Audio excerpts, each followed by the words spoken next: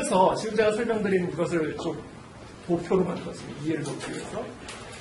구조주의가 결국 이런 후기 구조주의에 반발하여 후기 구조주의와 포스트 모더니즘이 시작이 된 겁니다. 지금까지 말씀드린 것처럼 기존의 신념과 가치들을 해체시키고 기존의 질서들을 해체시키고 진정한 해방을 누리자라는 그런 철학적인 사조라고 말할 수가 있겠죠. 그래서 이 두 사조, 이 후기 구조주의 포스트 모더니즘 두 사조의 가장 핵심은 결국 기존 질서의 해체입니다. 기존 신념의 해체. 이와 같은 이런 철학 사조 혹은 이데올로기, 세계관이 문학, 예술, 연극, 영화, 건축 여러 분야에 지대한 영향을 미치게 되었고 그것이 소위 1968년 프랑스 문화혁명을 통해 이걸 우리가 흔히 68혁명이라고 하는데 이 68혁명을 통해 이 영향력이 전 세계적으로 확산이 되기 시작한 겁니다. 그래서 이 68혁명 이후에 형성된 이 유럽의 인권이라는 개념 또는 좌파 사상은 이 구소련이 해체되고 또 동구권이 몰락하면서 길을 잃은 한국 좌파들에게 새로운 이념과 새로운 모델이 되었어요. 그래서 이 68혁명 이후에 나타난 네오 막시스트 거의 똑같다고 말해도 틀림이 없습니다. 네오 막시스트, 뉴 막시스트죠. 뉴 막시즘, 네오 막시스트, 포스트 모더니즘, 후기 구조에 거의 공유되어지는 것들이 많은 거죠. 그리고 유럽 좌파들이 이제 전 세계적으로 영향력을 미치게 되면서 좀 전에 설명드린 것처럼 구소련이 몰락하고 그 다음에 그 동구권이 몰락하면서 길을 잃은 한국 좌파들이 새로운 이념 모델로 삼게 되는 거예요. 그래서 이 68혁명의 일종의 자식들이죠. 68혁명의 자식들. 이 사람들이 그래서 구체적으로 추진하는 여러 동력들이 있는데 그 중에 뭐냐면 그동안 기존에 우리가 따라왔던 모든 성윤리, 특별히 서구 유럽에서의 성윤리는 기독교적 어떤 그런 가치관 또는 세계관에 입각한 성윤리입니다. 그것을 해체시키자. 그와 같은 윤리를 기초로 만든 모든 가정제도 해체시켜라. 이성애, 동성애 다 해체시켜라. 이런 논리로 확산이 되기 시작한 거고요. 또 한편으로는 자본주의 해체시켜라. 그리고 기독교 해체시켜라. 서구 유럽의 그동안 기독교적 신념, 그렇죠? 전통적인 신념이라고 믿었던 기독교 해체시켜라. 그리고 이 둘의 어떤 본부와 같은 미국, 그걸 공격하라. 이렇게 되는 겁니다. 이것이 지금 현재 한국 좌파, 특별히 한국 좌파들을 이해를 할 때 우리가 기본적으로 이해해야 할 어떤 사상적 토대다라고 설명을 좀 드릴 수가 있을 것 같습니다. 그래서 결론적으로 말씀을 드린다면 68혁명 또는 유럽 좌파의 정치 철학의 핵심을 한마디로 표현한다면 그것은 기존 질서의 해체입니다. 기존 질서의 해체. 그리고 그것이 바로 오늘날 대한민국 좌파 정치 철학의 핵심 중에 하나라고 저는 생각을 합니다.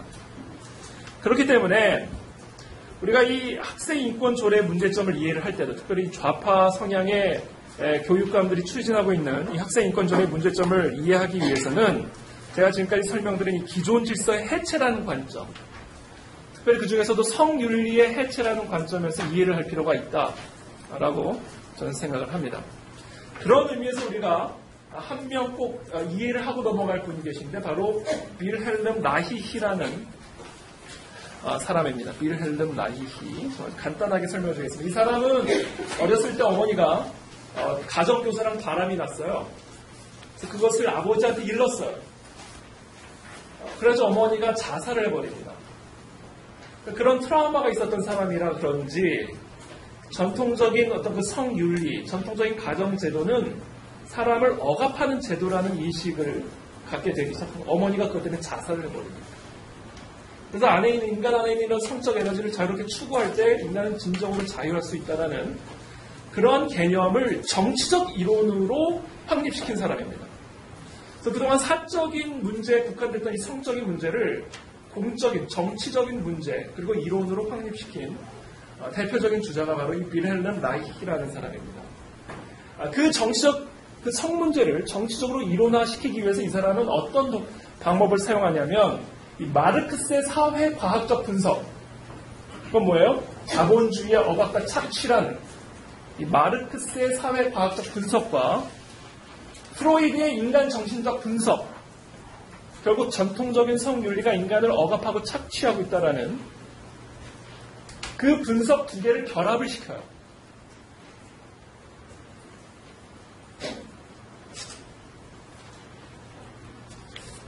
그래서 성정치라는 새로운 분야를 이제 확립을 시킵니다. 이 마르크스의 분석과 프로이드의 인간정신적 분석을 결합을 시켜서 성정치, 그동안 사적인 영역에 속해 있던 성을 정치적인 어떤 그런 이론으로 확립을 시킵니다. 그래서 결국 마르크스가 주장한 노동력의 억압과 착취 구조에 대비해서 인간의 성욕구에 대한 억압과 착취를 분석한 거예요. 그리고 그 억압자와 착취자가 뭐냐면 바로 전통적인 신념, 특별히 기독교적인 성윤리, 가정구조, 이 모든 것들을 인간을 억압하고 착취하는 그런 착취자로 이제 주장을 하게 되는 것이죠.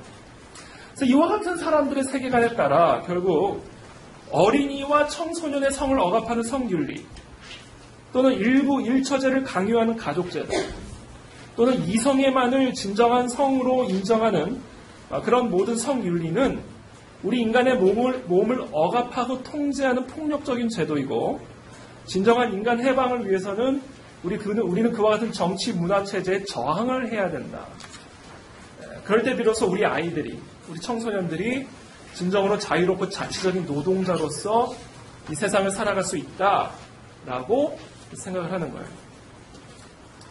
그래서 결국 이와 같은 이 빌헬름 라이의 성정치 이론들이 사실 그 68 혁명의 큰 동력이 되고, 지금 현재 한국 좌파의 그 큰 동력이고, 특별히 학교 인권 조례, 학생 인권 조례안이라든지 지금 현재 동성결혼 합법화를 주장하는 모든 그 주장 배후에 있는 사상적 토대라는 것을 우리가 이해를 필요가 있습니다.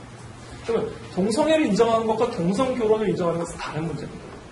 제가 이거는 우리 원장님께서 또 다른 세미나를 또 허락해 주신다면 이 동성결혼의 문제, 이것이 어떻게 경제적인 문제를 일으키고 사회의 문제적인 가정제도를 무너뜨리는 것인지를 우리가 한번 또 이 세미나를 별도로 한번 좀 열 필요가 있지 않을까라는 제안을 드리며 한 사람만 더 언급을 하고 실질적인 현재 사례들을 좀 말씀드리도록 하겠습니다. 이 루이 알티세르라는 사람인데, 이 사람이 이데올로기적 국가기구라는 논리를 펴니다. 이게 뭐냐면요, 두 가지 국가기구가 있어요. 억압적 국가기구가 있고 이데올로기적 국가기구가 있습니다. 이 억압적 국가기구라는 것은 아까 현재 우리 사회를 억압하고 있는 그런 모든 정부, 군대, 경찰, 법원, 그것들이 다 억압적 국가기구예요. 우리들을 억압하고 착취하고 있는 억압적 국가기구입니다.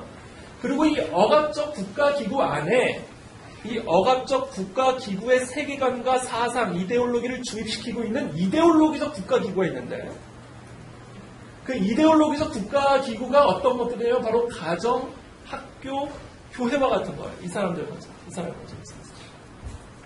그러므로 이 억압적 국가기구를 해체시키려면 그 억압적 국가기구를 지탱하고 있는 이 이데올로기적 국가기구부터 해체를 시켜야 되는 거예요. 그러므로 이 이데올로기적 국가기구 안으로 들어가서 치열한 이데올로기적 투쟁을 벌여야 되는 겁니다. 사상 투쟁을 벌여야 되는 거예요. 바로 지금 우리가 논의하고 있는 학생 인권 조례가 바로 그와 같은 투쟁의 도구로 만들어지고 있다는 걸 우리가 이해해요. 그래서 우리가 이것을 온몸을 다해 막아야 되는 거예요.